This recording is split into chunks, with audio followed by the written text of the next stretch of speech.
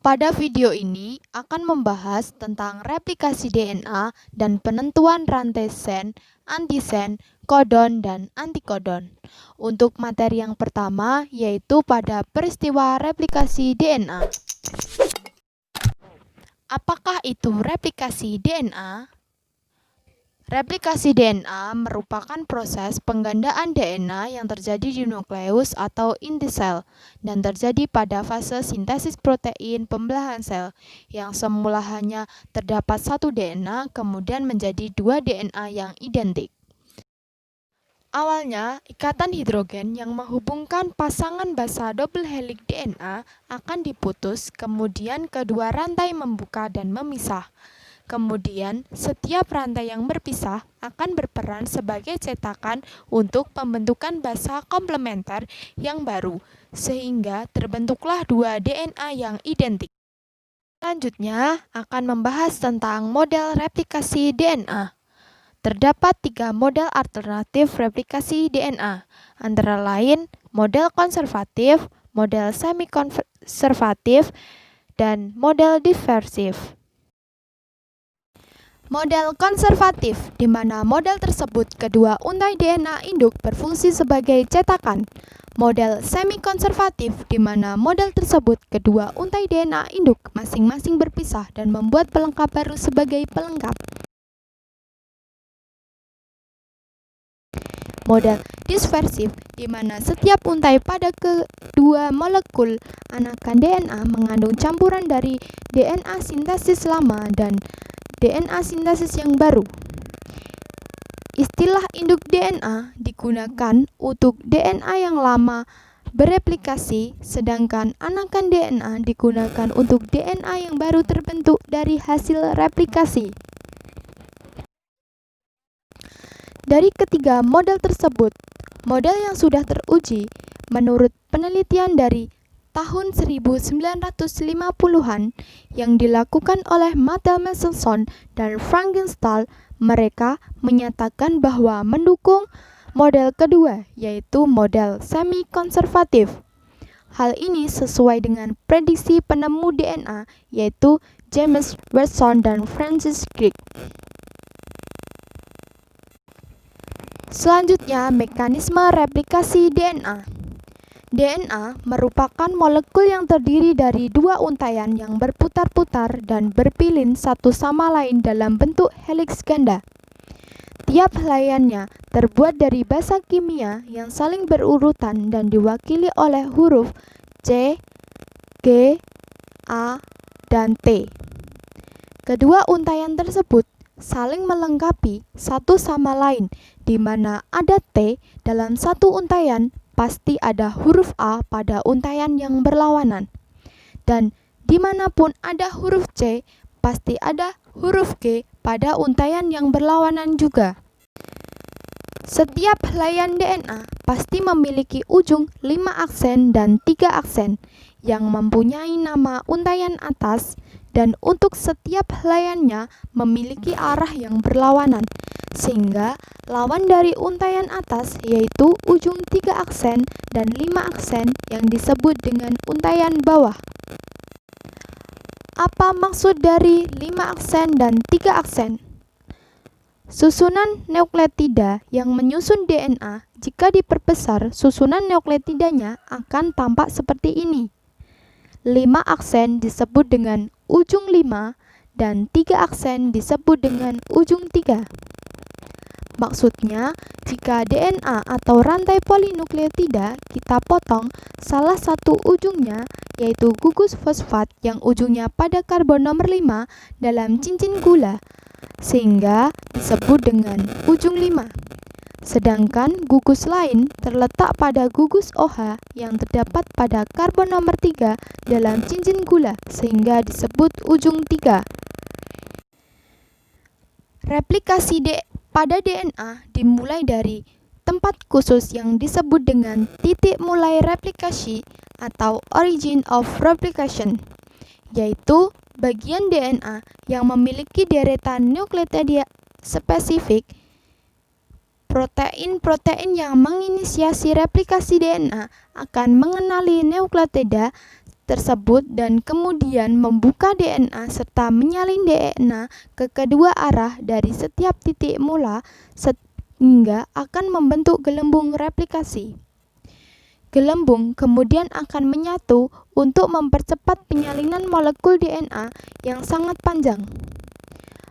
Pada setiap ujung gelembung replikasi terdapat wilayah berbentuk huruf Y yang disebut dengan garpu replikasi atau replication fork.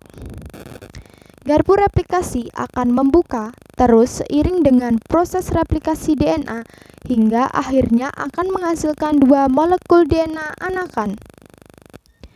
Terdapat beberapa protein yang berpartisipasi dalam pembentukan double helix. Jika garpu replikasi diperbesar akan tampak sebagai berikut.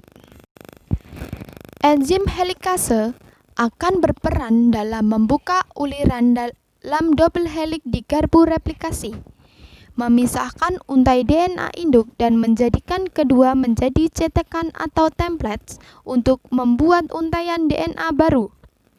Setelah layarnya berpisah, kemudian datang enzim primase untuk mengikat DNA bagian atas untuk memulai prosesnya dengan cara menarik nukleotida tidak dari luar ke dalam untuk dicocok-cocokkan.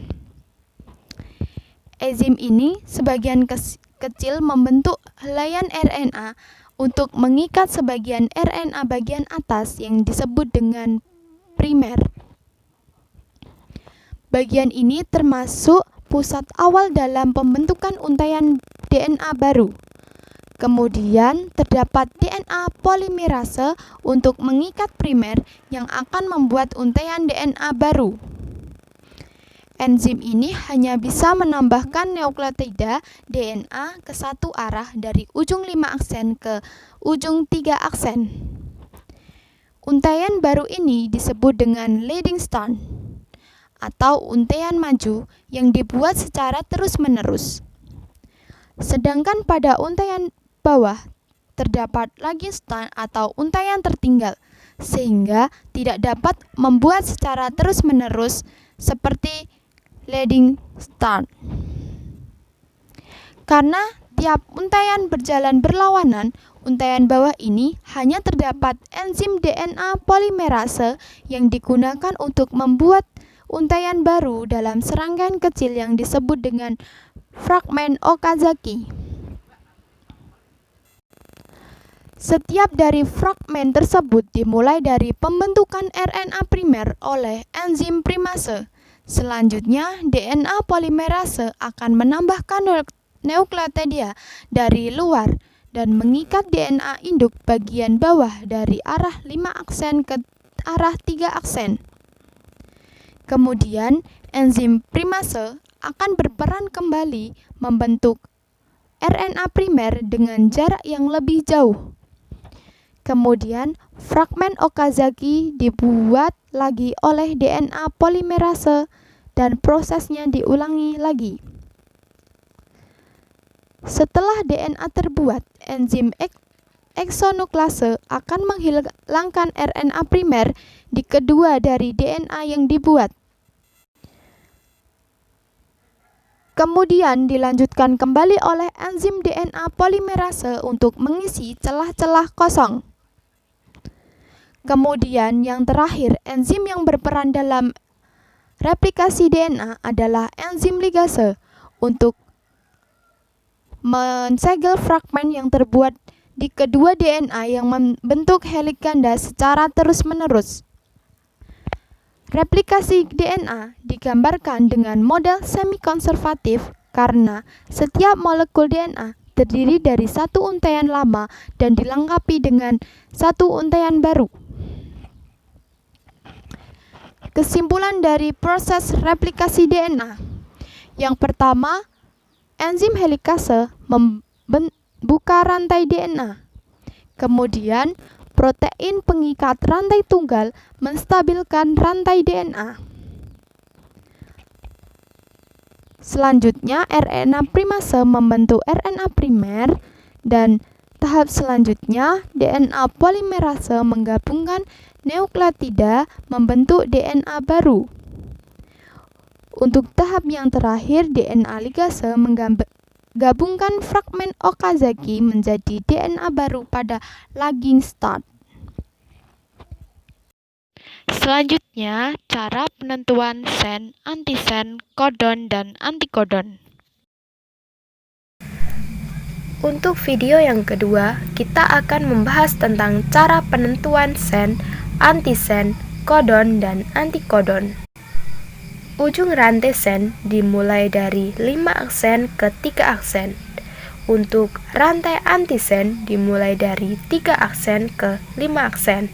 Sedangkan untuk rantai kodon dimulai dari 5 aksen ke 3 aksen dan antikodon dimulai dari 3 aksen ke 5 aksen. Oleh karena itu, terdapat patokan, yaitu pada ujung-ujung rantai terdapat kesamaan, yaitu rantai sen dengan rantai kodon yang dimulai dari 5 aksen ke 3 aksen dan rantai antisen dengan rantai antikodon yang dimulai dari 3 aksen ke 5 aksen. Hanya saja, pada rantai sen dan rantai antisen merupakan jenis DNA dan untuk rantai kodon dan rantai antikodon merupakan jenis RNA. Rantai kodon sebagai RNA duta, sedangkan rantai antikodon sebagai RNA T. Oleh itu, penentuannya dilihat dari ujung rantai sen dengan rantai kodon. Rantai sen diubah ke rantai kodon dengan cara mengubah huruf T menjadi U, selebihnya tetap. Sehingga rantai kodon menjadi AUG, GUU, ACU, CUA, dan GUA. Untuk penentuan rantai antisen, kita melihat patokannya yaitu pada rantai sen.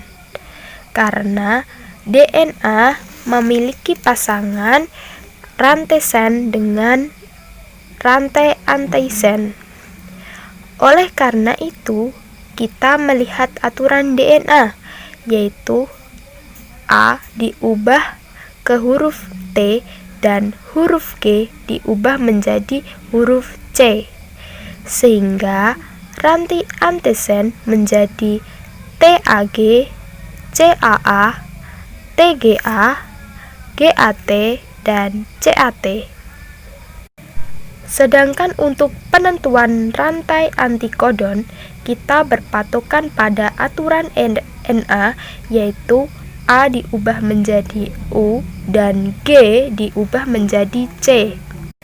Akan tetapi, apabila kita sudah menemukan rantai antisen, rantai tersebut dapat kita jadikan sebagai patokan untuk diubah menjadi rantai antikodon dengan cara mengubah huruf T menjadi huruf U, sehingga rantai antikodon menjadi UAC, CAA, UGA, GAU, dan CAU.